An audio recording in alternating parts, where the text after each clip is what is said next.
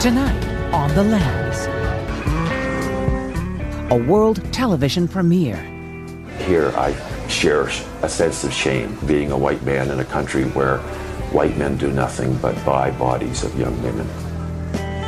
An examination of sex tourism in the Philippines and the young women it traps. Almost for me na boyfriend. Selling Sex in Heaven is narrated by Kiefer Sutherland. The final option for girls like Mila are the casas or brothels where the local Filipino men go. The girls are locked inside and a guard lets customers in every 15 minutes. That wasn't prostitution. It was slavery.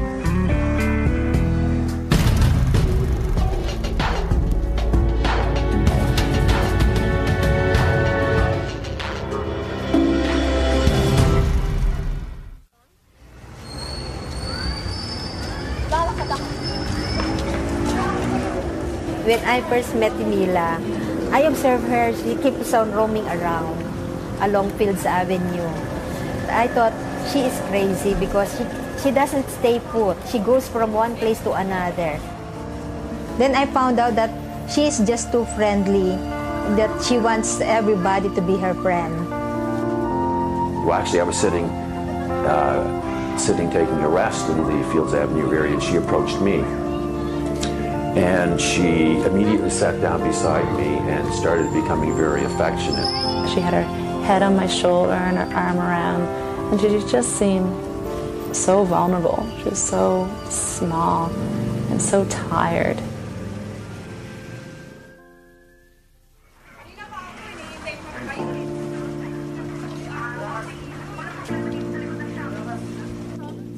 Angeles City, the Philippines, once the site of the United States Clark Air Force Base, is now one of the busiest sex tourist destinations in Southeast Asia.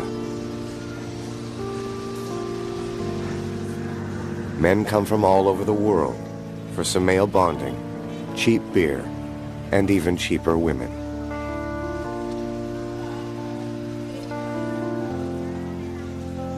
The women they buy are no more than teenagers, impoverished young women trying desperately to survive. The men may be young or old, attractive or not. It's irrelevant. In the Philippines, their money makes them kings.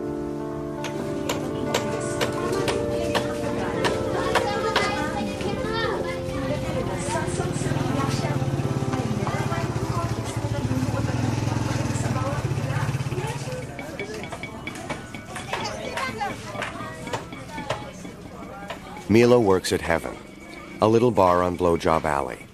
And like thousands of other bar girls in Angeles, Mila lives in tremendous hope that someday one of these foreigners will rescue her.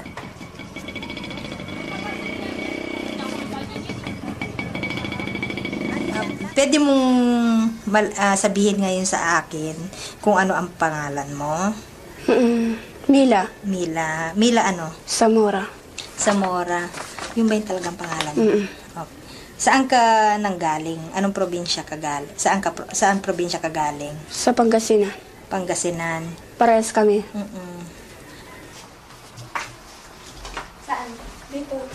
I do some interviews with the women, and then of course as the start of organizing them, you do some chatting with them, so that getting to know each other, so that they will be able also to know me and familiarize my face and who I am also, what is my role there, why am I there. Anong oras ka daw pumapasok? Dati, alas 10. Alas 10 ng umaga? 10 o'clock in the morning. Hanggang anong oras? 10 o'clock in the morning. Come back 4 o'clock. 4 o'clock in the morning also. You come home at 4 o'clock in the morning. Okay. Who is this? Boyfriend. Boyfriend from? America. America. Where did you meet him? Alan. Alan. Si Alan, come on, yes. This is Alan. Up to now, boyfriend mo pa rin siya ngayon. I come back December. He will come back in December. And this is you. Very nice. This is Alan. Mila. This is Mila. To some extent, they live a fantasy. They live a fantasy that someday some white man is going to fall in love and take her home with him.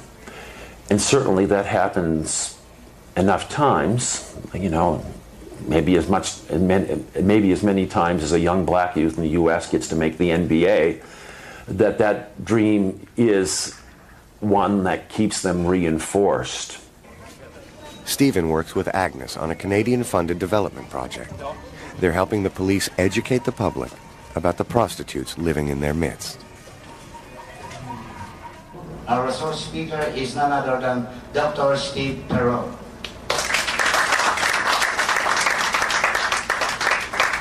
I'm involved in this project, Sex Trade in the Philippines, in Angeles City, in my role as a psychologist at Mount St. Vincent University, and also because I spent 10 years as a police officer in Halifax Regional Police. I think one of the ideas was that in a society like the Philippines, which is still quite hierarchical, it was important to have somebody who would have some credibility with the male police officers to lend some extra credibility to the project.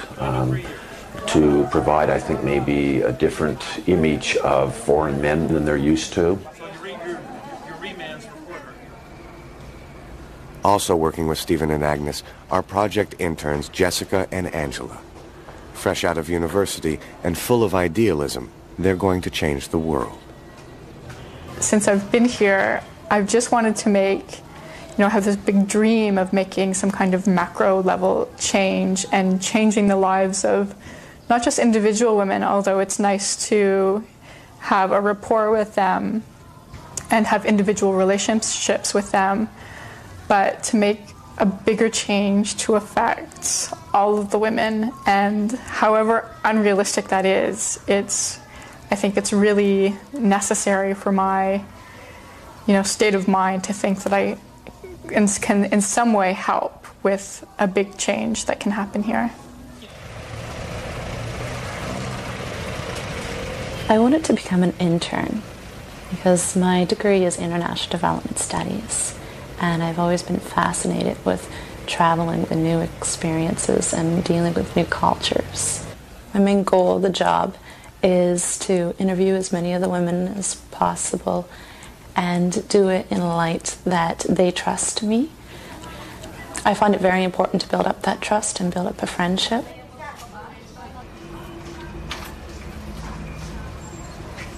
And Angeles takes up about 2 pages. And there's really something interesting that they say. Well, did you read Under Shadows Minibar? It says Shadows Minibar.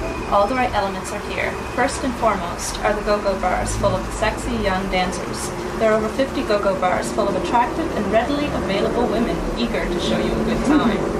Valley Vago is a non-stop party year-round. Recreational sex is the sport of choice. You can get loaded and laid regardless of your age, sex, physical appearance, interpersonal skills, wealth, or social class. Isn't that wonderful? Yeah. Well, I think we've all seen those men here. A lot of the customers that I have been able to talk to, I've been very disturbed by talking to them. Very, very sexist ideas, very, very racist ideas. They degrade the woman a lot.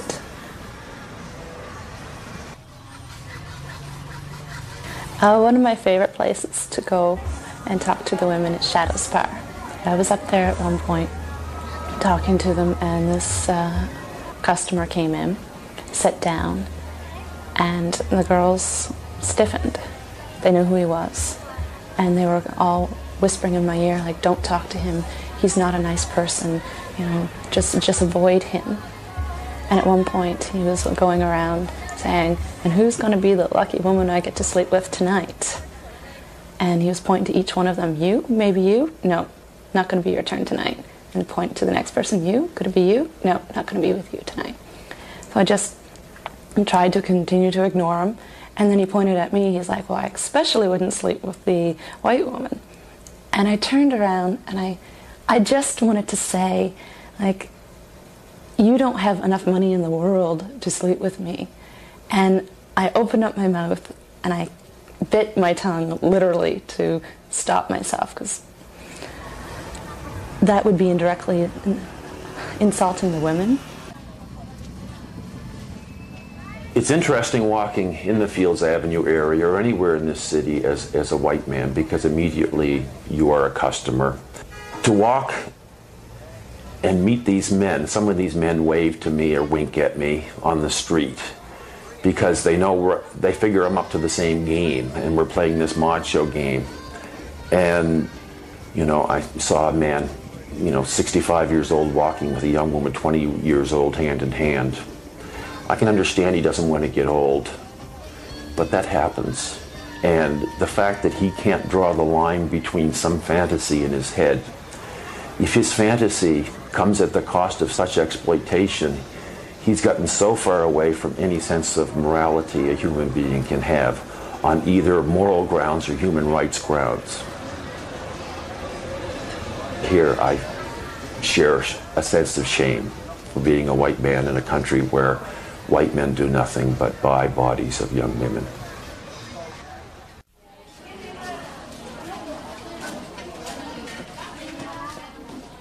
The first time I met Mila, I was walking down East Santos, and she just started walking with me. I was curious.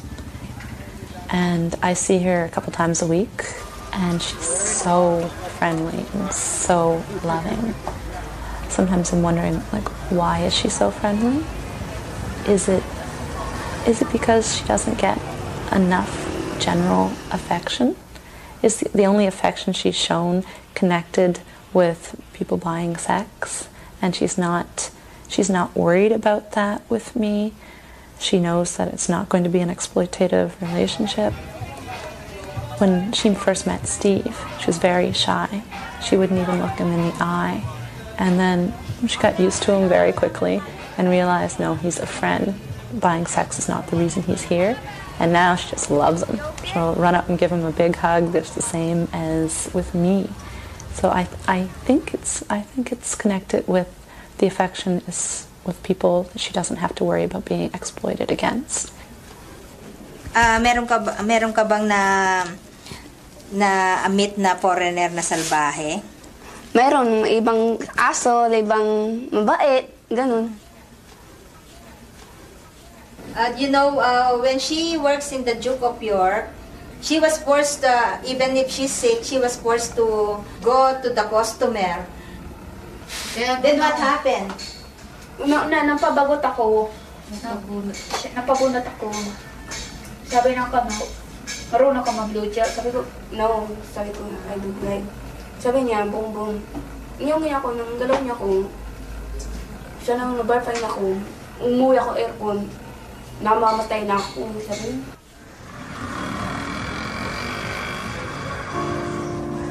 Mila is 21, and though she looks and acts much younger, she's already had a lifetime of experiences. At the age of 12, she was sent from the provinces to work in Manila as a housemaid. A few years later, she was recruited, or enticed, as they say here, to work in a factory. The woman who brought her from Manila took her to a bar and then disappeared, leaving her all alone.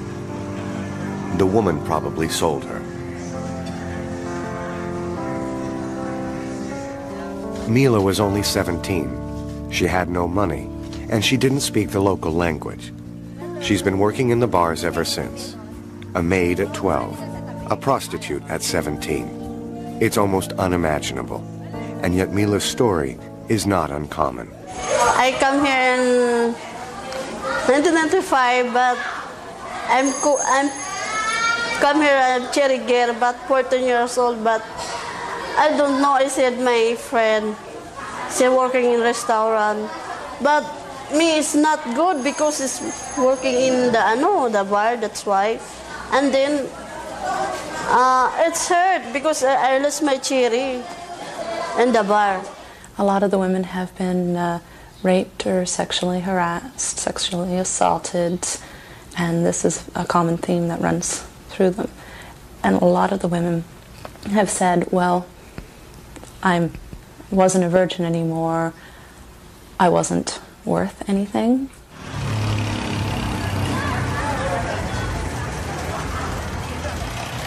You know, in the Philippines, we have this patriarchal system wherein we look up on the men while women are just the second-class citizen.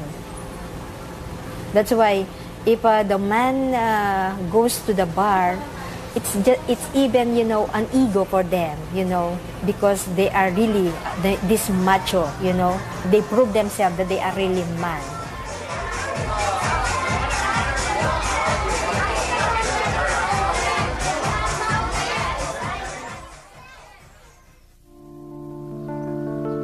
The Philippines was colonized by the Spanish in the early 16th century and by the Americans in 1898.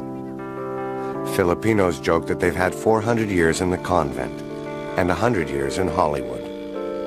Such a unique colonial history, and particularly the imposition of the Roman Catholic Church, has had dire consequences for women. Family planning is discouraged, and women are judged by their marital and virginal status. Men are free to pursue mistresses, prostitutes, or so-called minor wives with impunity.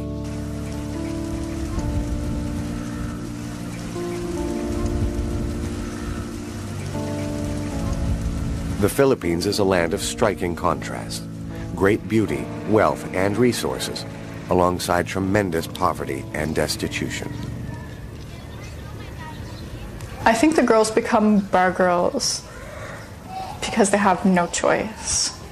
You know, if their choice is to live in extreme poverty or be a bar girl and make money, that's not a choice.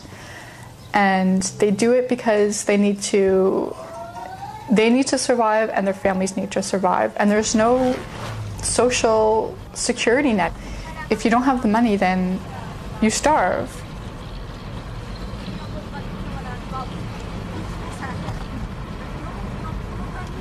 Mila is from Binmali, an old fishing village in the province of Pangasinan. One reason she became a bar girl is because of the poverty of her family. She is the fifth of 10 children and only went to grade 6. According to Filipino custom, the older siblings are responsible for the younger ones. So most of the money Mila makes is sent home to her family.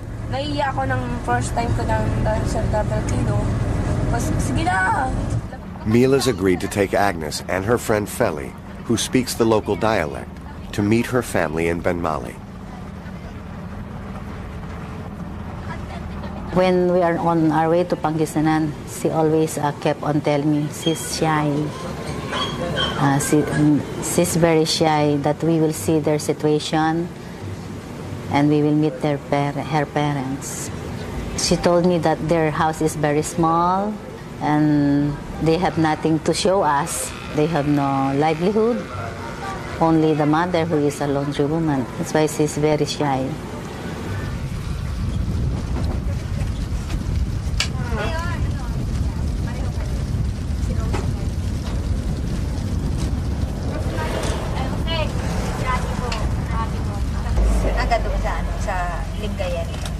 Quatro. Ilan kayo nakatira dito? Balakin kami ng 14. 14. Isa dito, kuya ko dati. 14 people lives here. Yeah, 14.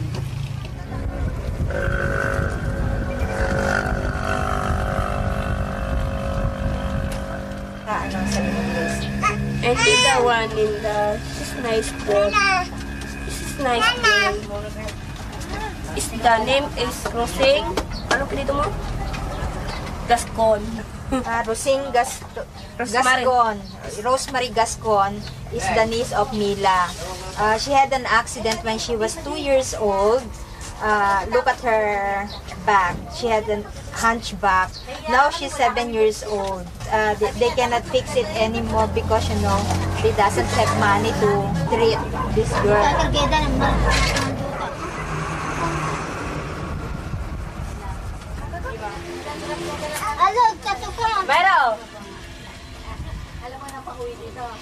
I think before, the father was working as a helper in the fish pen.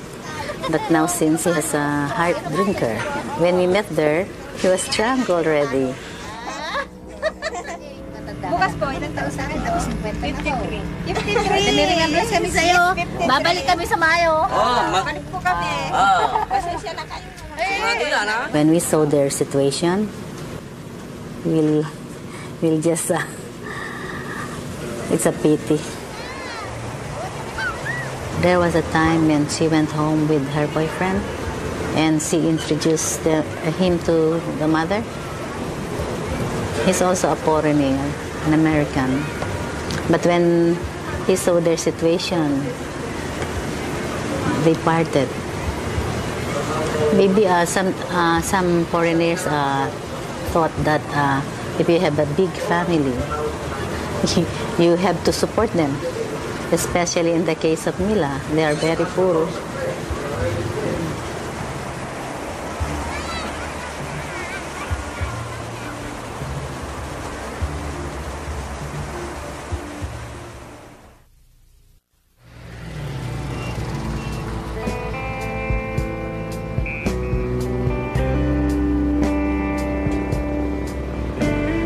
Angeles City was home to the United States Clark Air Force Base from the Second World War until the early 1990s.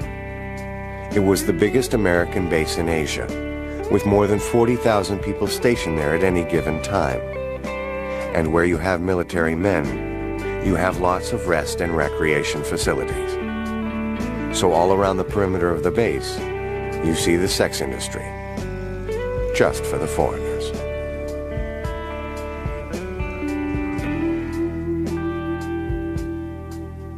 Mount Pinatubo erupted in 1991, devastating Angeles City and the surrounding areas. The Americans abandoned Clark, but left all the infrastructure behind. The airstrips, living quarters, a state-of-the-art hospital, and of course, all the bars. Australians, retired Americans, and other Westerners bought up all the bars by marrying Filipino women. Military prostitution was quickly replaced by sex tourism on Fields Avenue.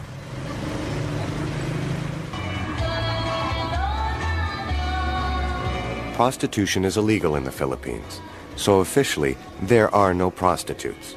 The women are called dancers, waitresses, hospitality workers, or GROs. Guest relations officers. The girls don't have johns, they have boyfriends. They don't go out on tricks, they are bar fined. If a woman is bar fined, a customer pays the bar owner to take her out. 15 minutes costs only a few dollars. The whole night is 1,000 pesos, or $20 US, and the girl gets half. In a country where the minimum wage is 150 pesos a day, this is an enormous amount of money.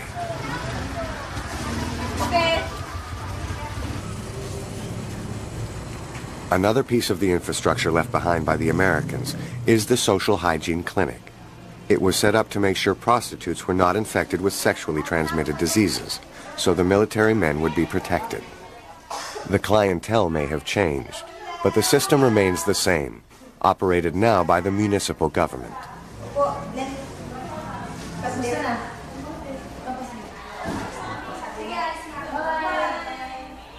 Mila and the other 3,000 bar girls in Angeles are checked weekly for infections.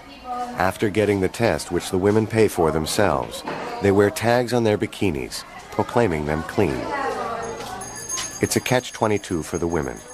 Since prostitution is illegal, but also regulated by the government, and a huge double standard since male customers are not registered, checked, or criminalized in any way.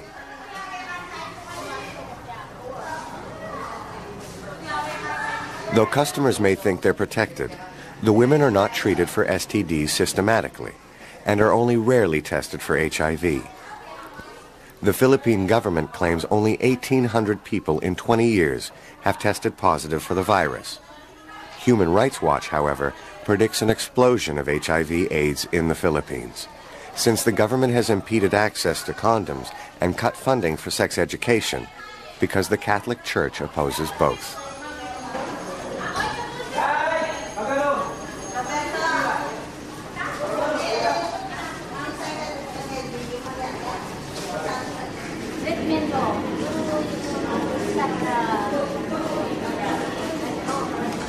So after you get your pro book, health card, your health card, what do you do next? you go to the table. And what do you do at the Then table? to know who you are, and then you are submitting for a smear. So what are all these metal old-looking instruments? This instrument wherein the sticky room, wherein they put it to the girl to find it out. So there's a whole bunch of them? Yes, whole bunch of them. And is there only one girl in this room at a time, or is there a few No. waiting? Or They fall line there, then one by one they stick the clear. So at home, when women go for pap smears, it's very personal, private. Yes. So there's not the same privacy here. There is no pap smear here. This is only smear. The smear. The pap smear is you only on the left leg. That's it. So the difference between a smear and a pap smear? There is a difference of smear and pap smear. Because the smear is only where they find they look for if you have some venereal diseases. Now the pap smear is general cleaning. General cleaning if you have something like, for example, cyst, something like that. So the smear, it's just a quick smear. This quick smear, especially virgin. You said there's cherry girls, virgins who come here every week as well. Friday. So why do virgins who are working in the entertainment industries have to get a smear every week? Well, it's like this. We have a problem of virgin girls telling us that she's a virgin.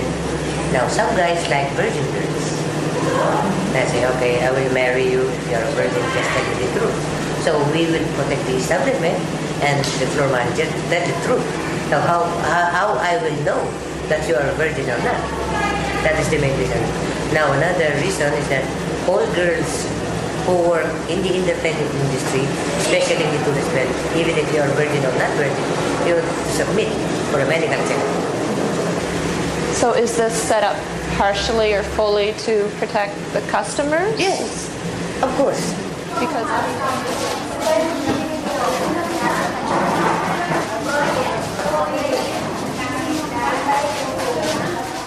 you know, there are a lot of discrimination with this kind of women. They look down on the women because they think that these women are dirty women, you know, in particular.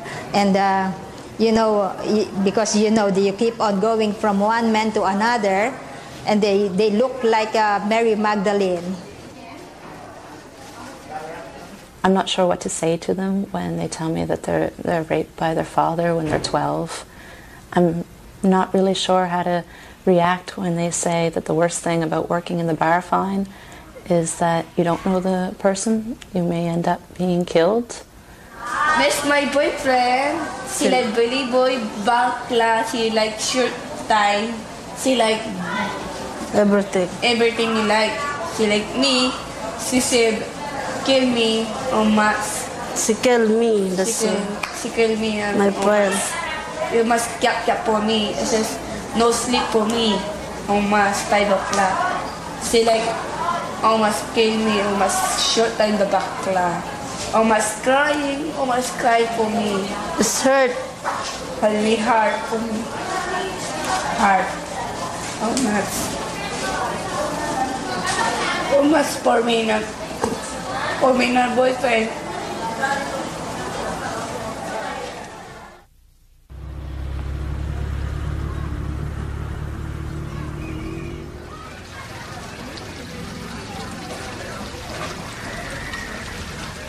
Bar girls have few options when they're too old to work, and they're old by the time they're 25. Most end up in squatter communities, living in extreme poverty, with their Amerasian children, half Filipino, half foreigner.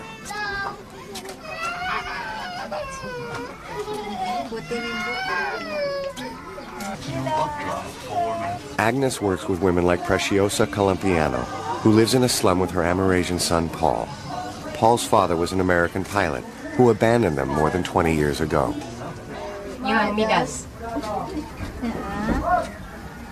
How long ago was this? How long ago did you graduate? 3 years. 3. Wala pa? For 2 years. 2.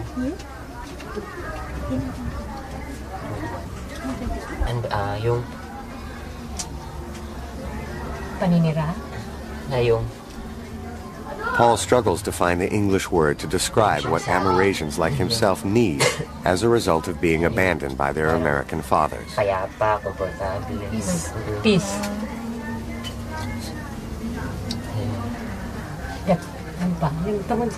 What about you, Nanay? What's your experience being a mother of an Amerasian? Do you have any experience being a mother of the Amerasian? Do you encounter some, I don't discrimination?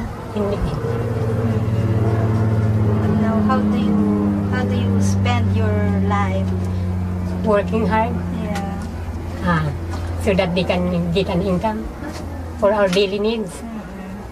Sacrificing too much to make my son big.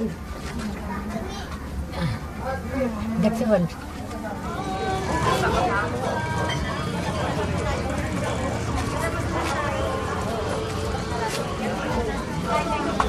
Another option for older bar girls is to become a mama-san, a manager or pimp for the younger women. They arrange dates for the girls and collect bar fines from the men. She shares it with Beth. Yeah, so Mila's live here also. Mila and Beth live in the back rooms of heaven with their mama-san named Shirley. Yeah, this is a picture of Beth. And her son. Can we get up? Can you tell me about your job as a mama-san? How you arrange deals for the girls? Explain that. Yeah, I work as a mama-san. I'm sit there and put sometimes customer and then ask with the customer something to drink, and then if they have some good time, some head, that's all. Okay. So if they come here, they get mostly head here? Yeah, mostly the head. Okay. Why would a customer come here rather than Fields? What would be the difference? I think that's big different. Some in Fields, sabi nyo, if the guys ask, how to make head, and then the girl, they said, no, I don't know how. But here, they said already. So the girls on Fields make boom boom. Only, but here they give. But only. here they give head. When one of your girls is bar fined, where do they go to have the sex? Sometimes in the hotel. Okay. Ever back here in the rooms? That's not what this is for. Okay.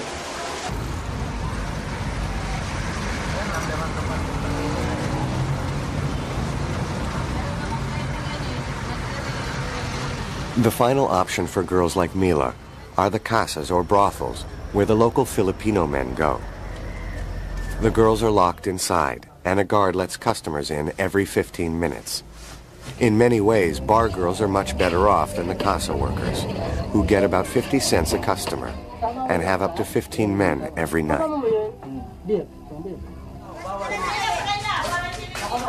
The Philippine National Police have just rescued 17 girls from a casa. All were tricked into coming to Angeles by recruiters in the provinces.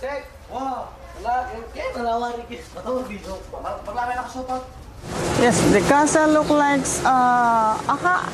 a shanty house, wherein in one place there is a little living a sala, wherein you can see the pimp or maybe the maintainer. Then once a client or a customer comes in, the pimps, they will call in the ladies from their cubicle. And then they will line up there for the client to choose who will be his sex partner inside the cubicle. Once the lady was chosen, they'll go inside her cubicle and then that's it.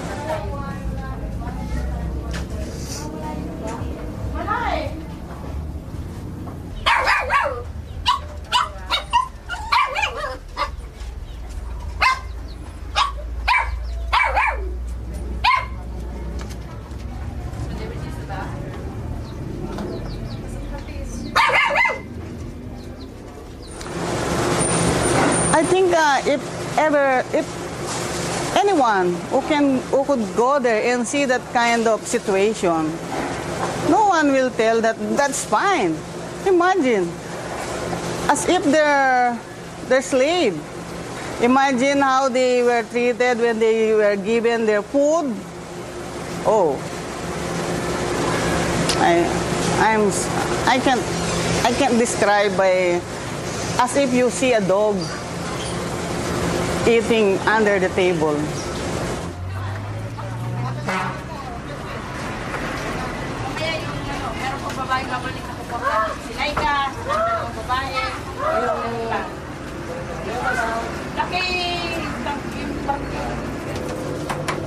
I guess the most disturbing thing is the trip into the casas. To go into the catacombs or the bowels of these casas, which are ugly enough to begin with, and you just go further and further back and you see young women, 2 of them living on a little cot on a piece of concrete, and to know that even in the middle of the night, if one of them's called upon to perform a sex act, she has to give up her bed to let this go on.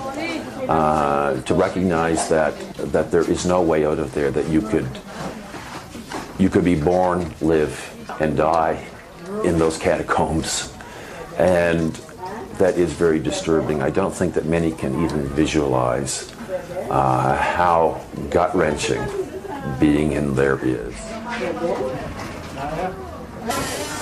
How long have you lived here?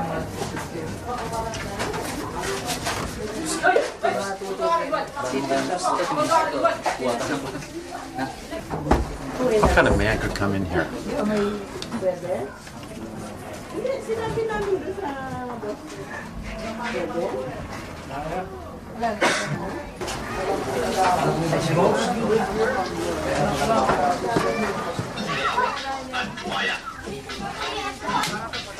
How old are you?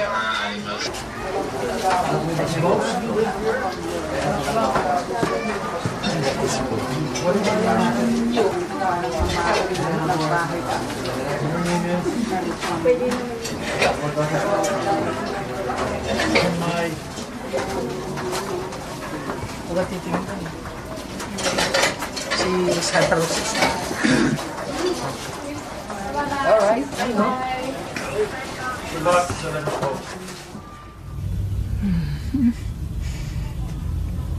I've never felt so sad to be a woman. I've never felt so disgusted by humanity. To see these girls living in rooms that were no bigger than 8 feet by 4 feet, 2 to a room, living there 24 hours a day with nowhere to go, was disgusting, and I felt sick to my stomach, and I wish I could have thrown up so that people would have known exactly how disgusted I was. And I felt guilty when I left because it was like I was leaving them behind, and I don't want anyone to feel like that, and it makes me feel like not what I'm doing is useless, but how much can I really achieve? And what I'm doing is that the work that I'm doing with women, is it ever going to reach women who are so low on the totem pole? You know, I have this idea of prostitution, and that wasn't it. That wasn't prostitution. That was something completely different. It was slavery. It was the most horrid thing I've ever seen in my whole life.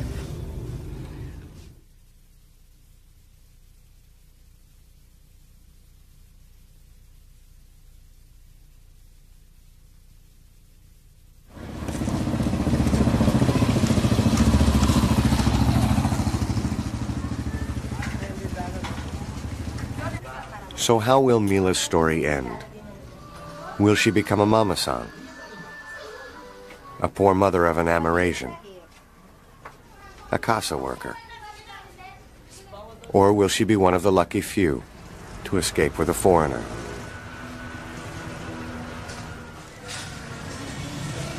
Mila got pregnant to an American I asked her if, did you ever tell this, this American that you're pregnant? She told me yes, but he did not promise anything about the pregnancy.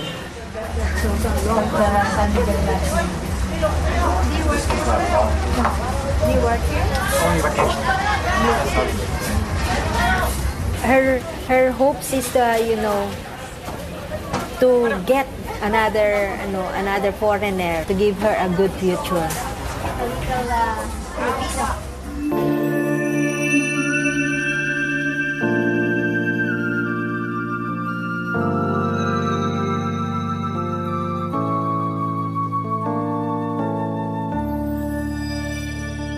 The hope doesn't just affect Mila and girls like her. All these children suffer as well. Some will end up in the bars. Some will find work in factories. But most will live out their lives in poverty. Papa, dito, colors, correct?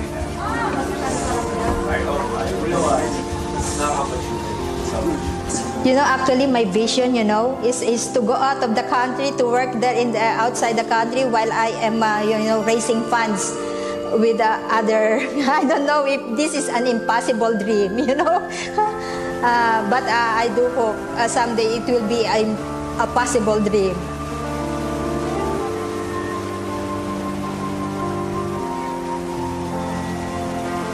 Before, Mila is hoping that Alan would marry her. But now, when she got pregnant, because maybe she's a little bit desperate, she's not hoping that anymore.